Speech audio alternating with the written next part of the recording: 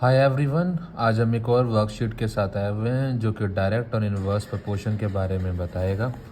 आपके कंसेप्ट और अच्छी तरीके से क्लियर करेगा थ्रू क्वेश्चंस को हेल्प लेकर। तो पहला क्वेश्चन है, which of the following very inversely with each other. ऐसे क्वेश्चन देखने को मिलते हैं आपको एग्जाम्स के अंदर।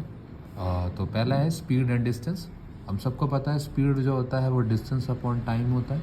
तो स्पीड जो होता है वो डायरेक्टली वेरी करता है किसके साथ? डिस्टेंस के साथ। सेकंड क्वेश्चन है distance covered and taxi fare. Of course जब आप ज़्यादा डिस्टेंस कवर करेंगे तो आपको ज़्यादा टैक्सी फेयर देना पड़ेगा, तो इसलिए इस केस के अंदर डायरेक्ट प्रोपोर्शन में है वो। स्पीड और टाइम, स्पीड जो है वो टाइम के साथ इन्वर्सली प्रोपोर्शनल है, ठीक है, क्योंकि जितना ज़्यादा आप स्पीड बढ़ाएंगे उतना कम टाइम लगता है उस डिस्टेंस को कवर करने में, या जितनी आपकी स्पीड स्लो होगी उतना ही ज़्यादा आपको टाइम लगता है उस डिस्टेंस को कवर्ड करने में। एक बीच में छूट गया जैसे डिस्टेंस ट्रैवल और टाइम टेकन, ये भी डायरेक्टली प्रोपोर्शनल है।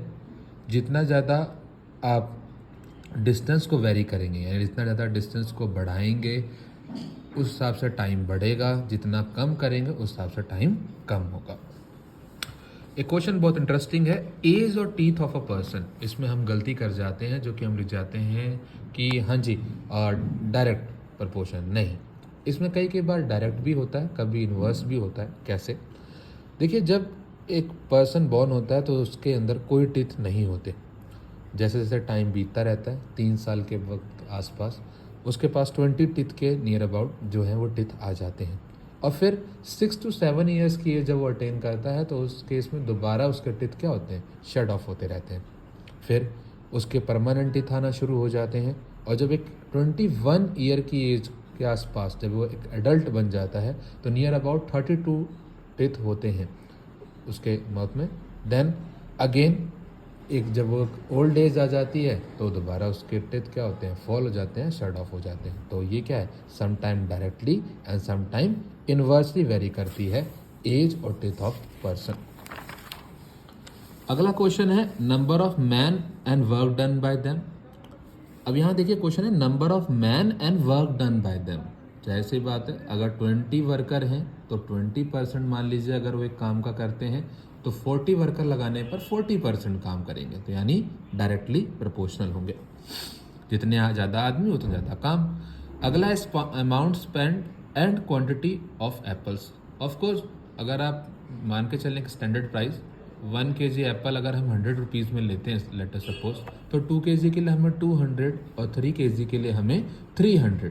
तो जितना हम ज़्यादा क्वांटिटी बढ़ाएंगे उतना ही ज़्यादा हम अमाउंट ज़्यादा स्पेंड करेंगे। जितना क्वांटिटी कम करेंगे, सपोज करो 100 है तो हाफ लेने पे हमें 50 रुपीज़ देने पड़ेंगे हाफ kg के लिए। तो यहाँ पे हमारा क्या हो गया?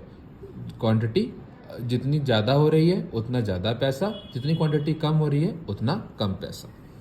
फिर एक और क्वेश्चन है, 3 साल पहले एक एज ऑफ बॉय जो है वो बताई जा रही है वाई ईयर। तो अब उसकी एज बताइए आज के 2 साल बाद। तो अगर हम 3 साल पहले उसकी एज को वाई काउंट करेंगे, ठीक है, तो प्रेजेंट एज क्या हो जाएगी? वाई प्लस 3, बिकॉज हमने तो काउंट 3 साल पहले वाली एज को वाई लिया है ना। तो प्रेजेंट एज जो कि अब क्या होगी? 3 साल बाद की एज, तो वाई प्लस 3। अब 2 साल बाद और एज कितनी हो जाएगी? y plus 3 plus 2, that is y plus 5 years. 2 साल पहले, आज से 2 साल पहले उसकी एज कितनी थी? तो फिर वही क्वेश्चन, 3 ईयर्स एगो एज जो थी बॉय की वो 5 ईयर्स हमने दी हुई है, तो प्रेजेंट एज हो गई y प्लस 3। अब आज से 2 साल पहले करने के लिए हमें 2 सब्ट्रैक्ट करना पड़ेगा, जो कि y प्लस 3 माइनस 2 ईयर्स है, यानी y प्लस 1 ईयर्स। फिर उसके बाद है उसकी प्रेजेंट एज क्या होगी? तो प्रेजेंट एज के लिए हमने क्या करा हुआ है? 3 ईयर्स एगो y थी, तो अब 3 साल बाद क्या हो जाएगी? y plus 3। 10 साल बाद क्या होगी? तो पहले वही चीज है, 3 साल पहले y, अभी की एज y प्लस 3। अब आज के 10 साल बाद कितनी हो जाएगी? आज की एज में प्लस 10 ईयर, तो y plus 3 plus 10, y plus 13 years. फिर क्वेश्चन है, 2 क्वांटिटी हैं x और y जो कि डायरेक्टली वेरी कर रहे हैं एक दूसरे से। अगर x 200 है तो y 240 है, तो अब x की वैल्यू निकालनी है। अगर y 144 है तो डायरेक्ट है, तो x अपॉन y को हम लिख सकते हैं 200 अपॉन 240, ठीक है।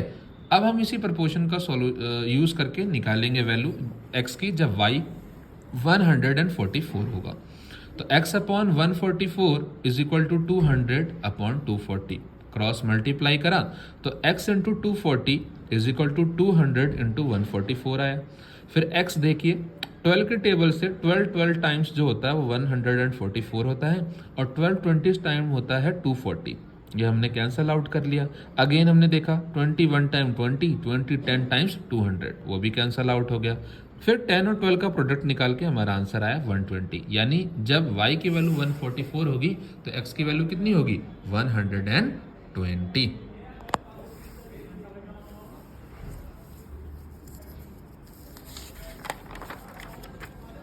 फिर क्वेश्चन है, एक ट्रेन ट्रेवल कर रही है 112 किलोमीटर 1 आवर एंड 30 मिनट्स में कुछ स्पीड के साथ। अब यही ट्रेन कितने किलोमीटर ट्रेवल करेगी 4 आवर 45 मिनट्स में सेम स्पीड के साथ? कितने स्पीड क्या है इसमें कांस्टेंट। तो देखो स्पीड का टर्म हमने यूज़ करा हुआ है, डिस्टेंस अपॉन टाइम होता है, तो यहाँ पर हम इसी को यूज़ करें क्योंकि इसको स्टैंडर्ड लिया हुआ है। तो डिस्टेंस 1 हमने यूज़ करा जो हमारी पहली डिस्टेंस था, टाइम 1 जो हमारा पहले टाइम था, डिस्टेंस 2 जो अब हमें कैलकुलेट करना है और टाइम 2 जो 4 आवर एंड 45 मिनट्स दिया हुआ है। अब देखो सबसे पहले हम इसमें क्या करेंगे, एक प्रपोर्शन सेटअप करेंगे। स्पीड सेम है तो distance upon time, distance 1 upon time 1, distance 2 upon time 2। यहाँ पूरा डिस्टेंस 1 या टाइम 1 लिखने की ज़रूरत नहीं है, आप d1 अपॉन t1 भी लिख सकते हैं और d2 अपॉन t2 भी लिख सकते हैं, पर क्योंकि एक्सप्लेन करना था दैट्स वाई मैंने इसको इस तरह से लिखा हुआ है। डिस्टेंस 1 है 112 किलोमीटर, टाइम 1 है 1 आवर एंड 30 मिनट्स।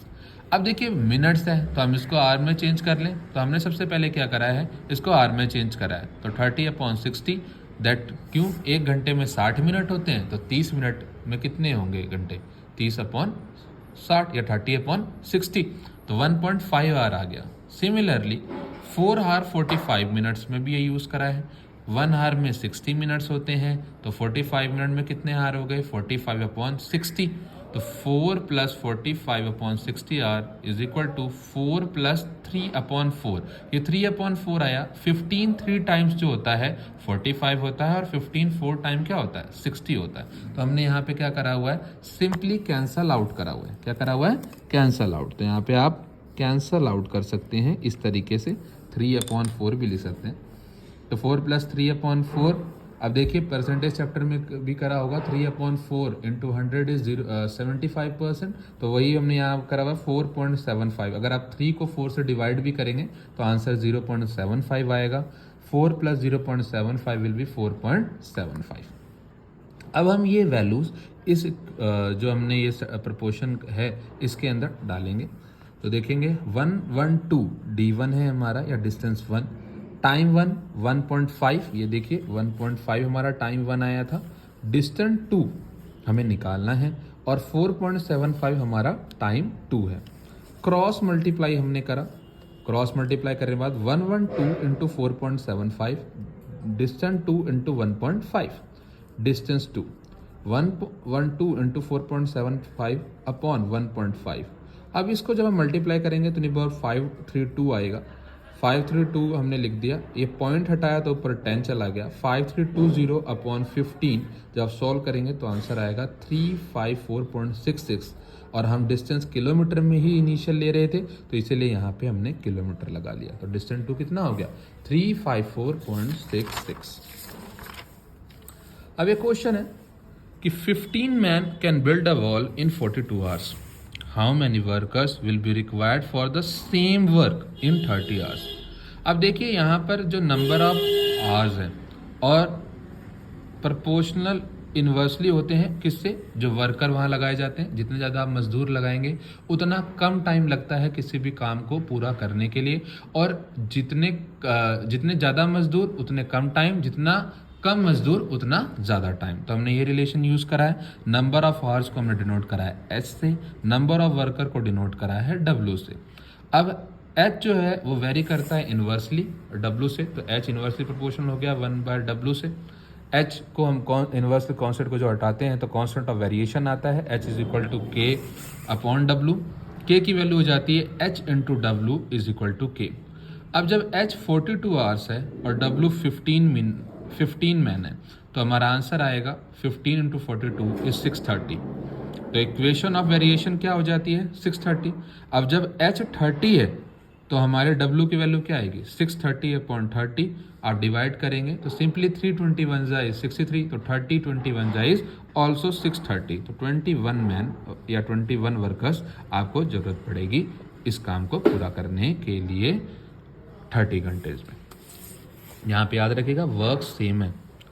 अगला क्वेश्चन है एक्सप्रेस करिए इसको यूजुअल फॉर्म में 0.2317 इंटू 10 की पावर 5। तो हमने सिंपली पॉइंट हटाया, हमने देखा 10 की पावर 4 बचा हमारे पास सिंपली, फिर हमने ये ऑपरेशन लगाए जहाँ पे 10 की पावर 5 को स्प्लिट कर दिया 10 इंटू 10 की पावर 5 में। 10 की पावर 4 इंटू 10 की पावर 4 गेट कैंसल आउट। तो 2317 इंटू 10 क्या होगा 23170। सेकंड पार्ट काफ़ी इंटरेस्टिंग है। इसमें देखिए सिली मिस्टेक हम कर जाते हैं जल्दबाजी में। 2.317 इंटू 10 की पावर -5 है ना कि +5, और हम क्या करते हैं जल्दबाजी में इसको कर जाते हैं सॉल्व। तो इसका ध्यान रखना है जब 10 की पावर -5 है तो वो नीचे आके 10 की पावर 5 हो जाएगी डिनोमिनेटर में, आई मीन पॉइंट हटाया तो 1000 आया बिकॉज पॉइंट हटाते ही 1 की वैल्यू एंड कितने फिगर्स यहाँ पे 3, तो यहाँ पे 3 0 आ गए। इसको हम लिख सकते हैं 10 की पावर 3। 10 की पावर 3 इंटू 10 की पावर 5 इज 10 की पावर 8 बिकॉज जब बेस सेम होता है तो पावर गेट एड। 2317 अपॉन 10 की पावर 8 आ गया। 2317 इसको 8 टाइम्स लिख के और फिर हमने जब इसको सॉल्व करा तो 0.00002317 आंसर है। अब देखिए इस लीनियर इक्वेशन को सॉल्व करिए। 5z माइनस 7 ब्रैकेट में -2 ब्रैकेट में 9z minus 11 equals to 8z minus 13 again bracket में। अब इसमें हम सिली मिस्टेक क्या कर जाते हैं, हम थोड़ा जल्दबाजी कर जाते हैं। ये बहुत आसान क्वेश्चन होते हैं लेकिन इतने इसको पेशेंस के साथ करना चाहिए। देखिए -2 अक्सर आप देखेंगे 10 में से 3 या 4 स्टूडेंट क्या करते हैं, ये माइनस को स्किप कर जाते हैं, प्लस साइन के साथ इसको सॉल्व कर जाते हैं। एक सिली मिस्टेक और पूरा क्वेश्चन गलत।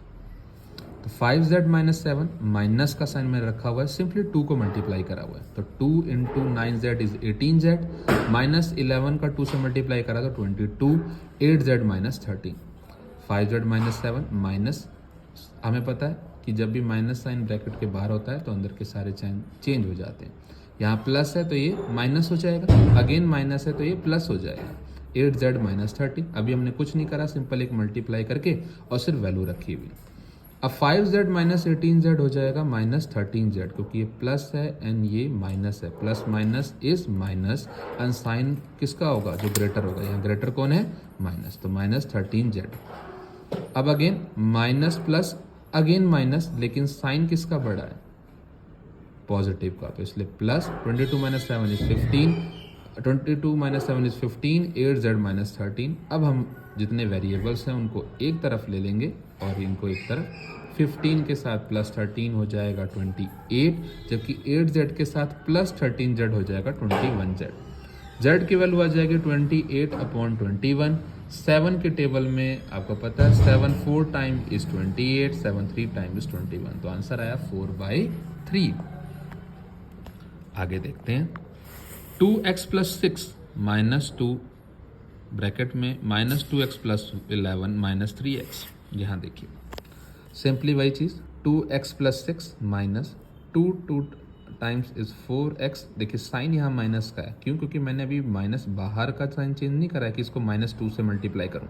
अगर -2 से करता देन यहाँ प्लस होता है, देन यहाँ प्लस फिर यहाँ माइनस, लेकिन मैंने वही चीज़ करी हुई है माइनस और बस सिंपली इसको मल्टीप्लाई करा हुआ है। -4x plus 22 minus 3x, 2x plus 6, ये माइनस साइन जैसे ही हम ब्रैकेट ओपन करेंगे 4x हो जाएगा, -22 minus 3x, 2x plus 4x minus 3x plus 6 minus 22 is equal to 0। अब देखिए इनको ऐड करने के बाद 4 and 2 is 6x minus 3x is 3x, ये माइनस 16 इधर चला गया 16, x की वैल्यू आ गई 16/3। ठीक है, अब है ऐसे क्वेश्चन भी देखने को मिलते हैं आपको। Solve and check the following linear equation. पहले आपको सॉल्व करना होता है, देन उनको चेक करना होता है कि जो आपने वैल्यू निकाली है वो सही भी है या नहीं। तो 2x minus three is equal to X plus two, हम वेरिएबल्स को एक तरफ ले लेंगे, 2x minus X, 2 plus 3 5, x की वैल्यू क्या आ जाएगी 5। इसको अब यूज़ करेंगे हम कहाँ पे, इस इक्वेशन में। तो हमने जब इसके अंदर यूज़ करा तो देखिए x को सब्स्टिट्यूट कर दिया 5 से, 2 5 time is 10 minus 3, 5 plus 2 is 7, 10 minus 3 is 7, 7 LHS RHS equal है, हैंस वेरीफाइड, यानी जो हमने वैल्यू निकाली थी वो सही है। इसी तरीके से क्वेश्चन है 6x plus 3/3 is equal to x minus 3 into X minus 3 upon 6, cross multiply simply हमने करा है, 6 into 6x plus 3, 3 into X minus 3, 6 into 6x is 36x plus 18, 3x minus 9, 36x minus 3x minus 9 minus 18, ये इधर आएगा तो minus sign हो जाएगा, ये इधर आएगा प्लस से माइनस साइन हो जाएगा। अब 36x में से 3x सब्ट्रैक्ट करने के बाद आपके पास आएगा 33x, माइनस 9 और माइनस 18 होते हैं माइनस 27, x की वैल्यू हो गई माइनस 27/33। अब आप 3 की टेबल में देखें, 3 9 टाइम्स होता है 27 तो माइनस 9, 3 11 टाइम्स होता है 33, माइनस 9/11 हमारी वैल्यू आई है। अब ये क्या सही है गलत, जो हमने वैल्यू निकाली है इसको चेक करते हैं। वेरीफाई करने के लिए हमने यूज़ करा x is equal to minus 9/11, तो 6 इंटू एक्स था यहाँ पे, देखिए आप ध्यान से देख लें तो देखिए 6 इंटू एक्स था तो x की वैल्यू माइनस 9/11 यहाँ सब्सिट्यूट कर दी गई है, प्लस 3 देखिए सिंपली वही है, अपॉन 3। यहाँ पे भी ये गलती हो जाती है हमसे, बहुत कॉमन है, हमें 11 को नीचे लिख देते हैं और फिर पूरा सम गलत हो जाता है। इतनी मेहनत पेशेंस के साथ करें मैथ्स जब भी करें। थोड़ा ये भी देखें, ये मल्टीप्लाई है, ये x नहीं है, ये भी गलतियाँ हो जाती हैं, फिर हम टीचर को ब्लेम करते हैं कि टीचर ने स्ट्रिक्ट है या टीचर फेवरिज्म दिखाती है, ऐसा कुछ नहीं होता, टीचर के लिए सारे बच्चे एक जैसे हैं। अगेन माइनस 9/11 माइनस 3/6, अब देखिए माइनस 54/11 प्लस 3/3, माइनस 9/11 माइनस 3/1 कर दिया मैंने जानबूझ के, यहाँ भी आप देखिए 1 जानबूझ, ताकि मैं सिली मिस्टेक ना कर सकूँ, अपॉन 6, 11 आया, 11 और 1 का एलसीएम 11 आया, माइनस 54, 1 11 टाइम्स 11 होता है, 3 टाइम्स 11 कितना 3 टाइम्स 11 हो जाएगा 33, minus 54 plus 33 is of course minus 21/11 3। Same यही प्रोसेस यहाँ पे सॉल्व करा है, 11 माइनस 9 माइनस 33। ये देखिए अब आती है जो हम और कॉमन मिस्टेक्स करते हैं, minus plus is minus, sign minus का होगा, minus and minus is plus, sign minus का होगा, ठीक है। तो 33 एंड 9 इज 42 ऐड होंगे, ठीक है। 42/11 इंटू 6, अब हमने इसको सॉल्व कर लिया, माइनस 21/11 इंटू 3, अब देखिए 3 1 time, 3 7 times 21, similarly 11 into 6 6 1 time 6 7 times, तो माइनस 7/11 माइनस 7/11 LHS RHS के इक्वल है, और ये वेरिफिकेशन वेरीफाइड, ये इक्वेशन वेरीफाइड हो गई। तो ये कुछ थोड़े क्वेश्चन थे जो आपको आने चाहिए, इस टाइप के क्वेश्चन भी आपसे स्कूलों में पूछे जाते हैं क्लास 8 के लिए। Thank you.